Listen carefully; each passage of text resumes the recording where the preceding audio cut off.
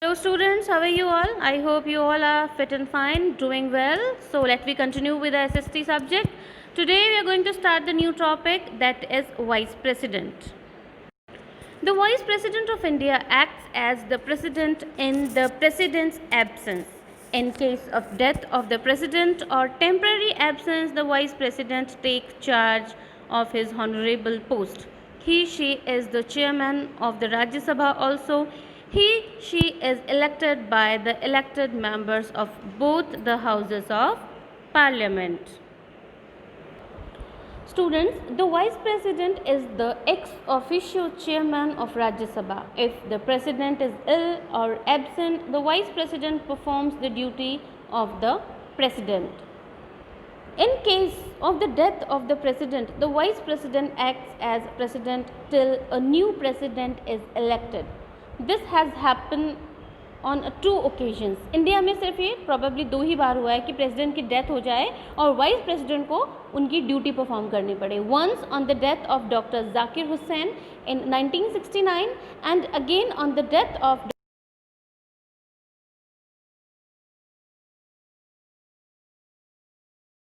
So let's move to the another topic, that is qualifications. In order to be the vice president, a person must be at least 30 years of age and then a citizen of India, and the last is qualified to be a member of Rajya Sabha. So let me discuss about the next topic, that is tenure. The term of the vice president is of 5 years. Mostly जितने भी leaders हैं उनका working tenure 5 years ही होता है. She may be resigned by addressing a letter to the President. He can be removed by a resolution of the Rajya Sabha passed by a majority of its members and supported by the Lok Sabha. The Vice President, like the President, is elected for 5 years. Through an impeachment resolution, he may be removed from his office और may even resign from his office earlier. यानी कि वो impeachment process जैसे president के against as we discussed as we started earlier ना, president the removal of the president okay with the process of impeachment, same process here applied for vice president also. So let's move to the another topic, that is the prime minister. The party that wins the majority of seats in the Lok Sabha forms the government. The leader of the majority party is invited by the president to form the government and he receives the designation of prime minister.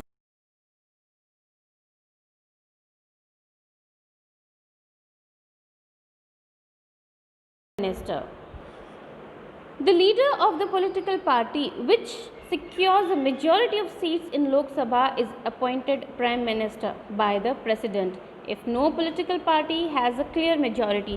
Students, probably तो होता ये है कि जो party जीतती है ना उन्हीं उसी विनिंग पार्टी, उसी रूलिंग पार्टी में से जितने भी कैंडिडेट्स हैं वो अपनी पसंद का एक candidate as a prime minister choose करते हैं. बट सम हाउ कभी कभी ये कंडीशन भी हो जाती है कि कोई भी पार्टी जो है वो मेजॉरिटी ऑफ वोट से नहीं जीतती. तो उस केस में क्या होता है, if no political party has a clear majority in Lok Sabha, a number of political parties jointly elect their leader.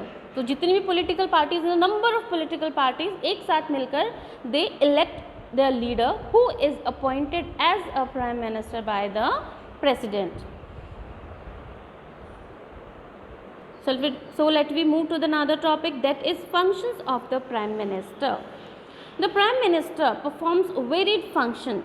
She acts as a link between the legislature and the executive and imparts duties both the executive as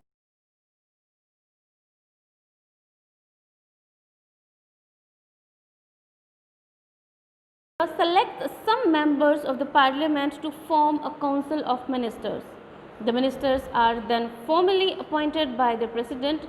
The prime minister allocates portfolios among the ministers. She presides over the meeting of the cabinet and supervises the ministers. She also coordinates the policies of the government. The prime minister select some minister of the parliament to form the council of ministers.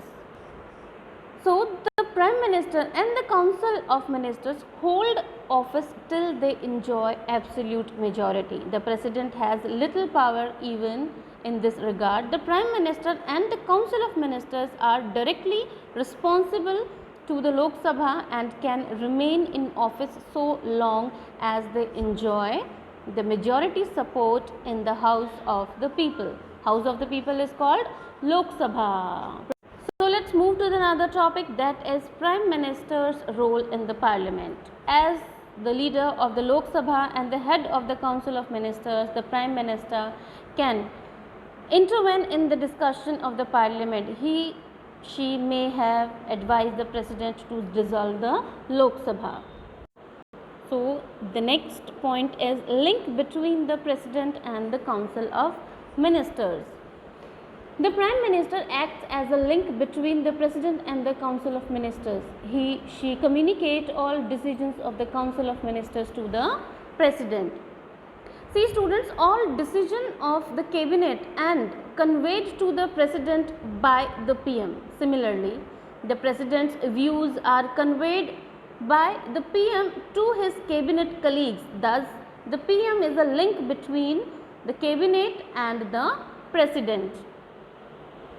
See students, the PM is also the leader of the nation. Everyone looks towards him for any demand to work to be done. All MPs seek his favor and development work in their constituencies. Even the state government and the Chief Minister also look to him for help and support. See here students, I am going to show you some pictures of the famous Prime Ministers in India. The first one is Jawaharlal Nehru, Lal Bahadur Shastri, Indira Gandhi. The next is Morarji Desai, Chaudhry Charan Singh, Rajiv Gandhi, VP Singh, Chandrasekhar, PV Narasimha Rao, HT Devegowda, IK Gujral, Atal Bihari Vajpayee, Manmohan Singh, and our present Prime Minister is Mr. Narendra Modi. So students, let's move to another topic, that is Council of Ministers. The formal head of the Council of Ministers is the Prime Minister. The Council of the Minister aids and helps the President in carrying out of his functions. Students, now I am going to tell you about the entire Council of Ministers. The entire Council of Ministers work as a team with the Prime Minister acting as the skipper or as a role of a leader. All the meetings of the council as a whole or the cabinet are presided over by the Prime Minister. All the ministers, including the Prime Minister, are collectively responsible to the Parliament for their acts of omission and commission. If a vote of no confidence is passed against one minister in the Lok Sabha, it is considered a vote against the entire team and the constituency. The entire Council of Ministers has to resign now. So let me move to another topic, that is qualifications. To be a minister in the Council of Ministers, a person must be a member of either of the two houses of the Parliament, and the next is, in case he/she is not a member of Parliament, he/she must acquire membership of either of the two houses of the Parliament within 6 months. So let's move to another topic, that is categories of ministers. The Council of Ministers consists of three categories of ministers. What are the three categories? The first one is the cabinet ministers, who hold charge of different portfolios or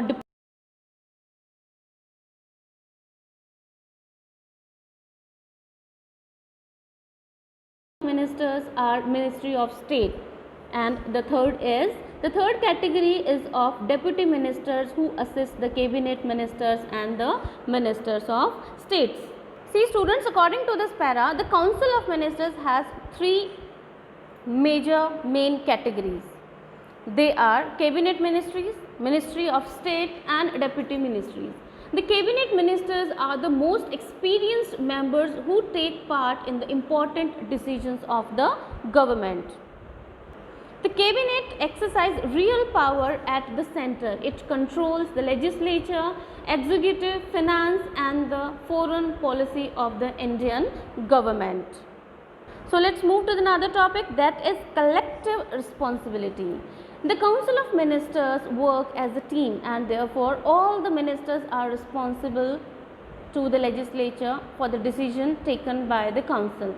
You have seen that if a vote of no confidence is passed by the Lok Sabha against any member of the council, as I told you earlier before we starting the topic Council of Ministers, then the entire Council of Ministers has to resign. This is known as collective responsibility. See students, the entire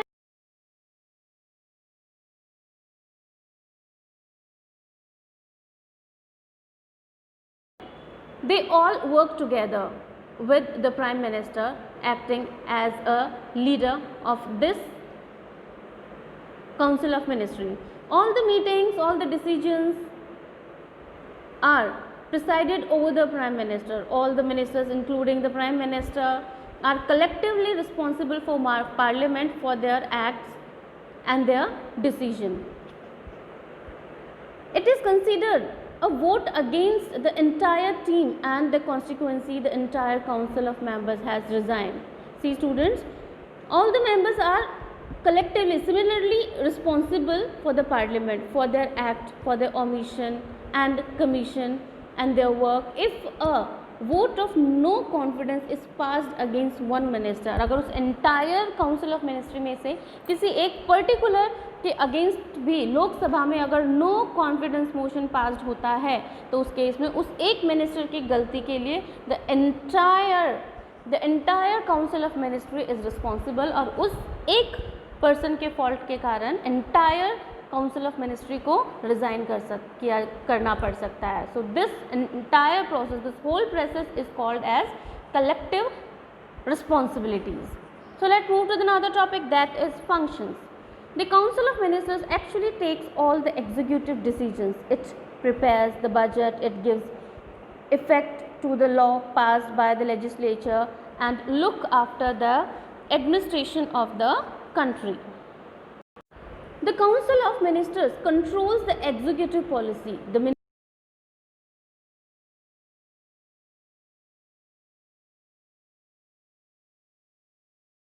are responsible and accountable to the Parliament for the conduct of their department. It determines the national and the foreign policies of the country. So let's move to another concept students. The topic is civil service. The decisions that are taken by the Council of Ministers are executed through the permanent executive is called civil service.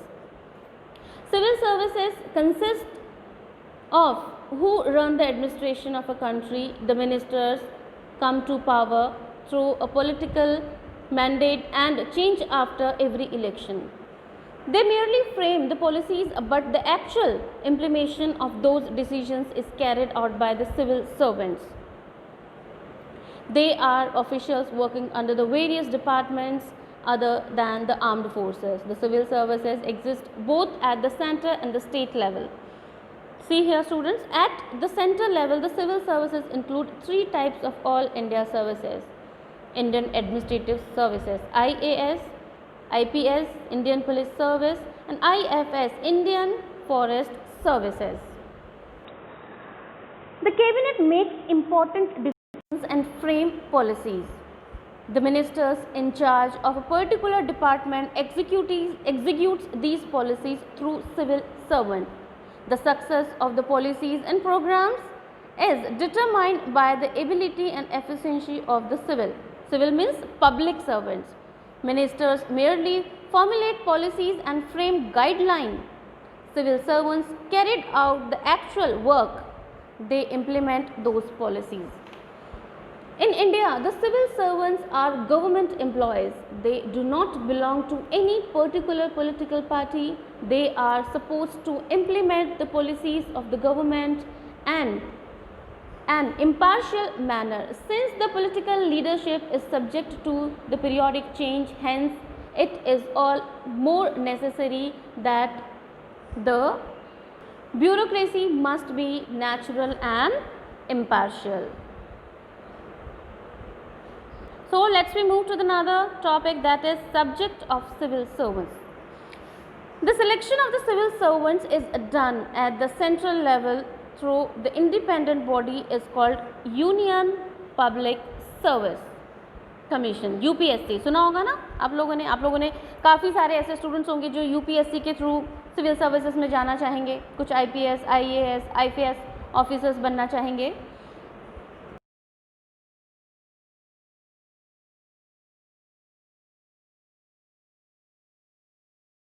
The member of UPSC.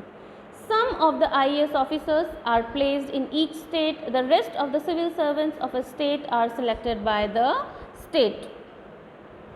See students, according to the topic, the structure of these civil services examination in India continues to be what was during the pre-independence days. The civil services in India are of three types, that is all India services, IAS, that is IPS, central services and state services. The selection of all India services is done by the Union Public Service Commission.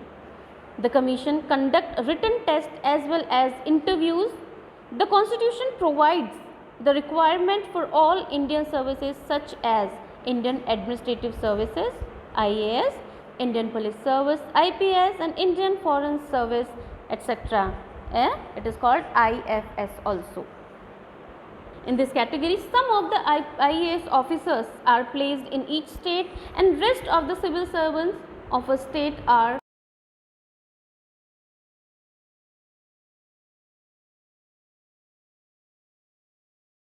the country is the cabinet secretary. Under him there are secretaries who head the administration of each ministry. They are further assessed by the secretaries. Now listen to me very carefully students. The civil servants had many other officers belonging to group 1. Central service are posted at senior position. The cabinet secretary is the highest ranking, highest post among them. The administration of various ministers is under the secretaries. They are assisted by additional secretaries, joint secretaries, deputy secretaries and under secretaries. They look after the development projects of all kinds. So let's move to the last topic. This is functions. The civil servants take care of the day-to-day administrative tasks in their respective departments. Thus they are the ones who carry out the policies of the government. They are the backbone of administration. Hence, the efficiency of the administration depends on the efficiency of civil servants.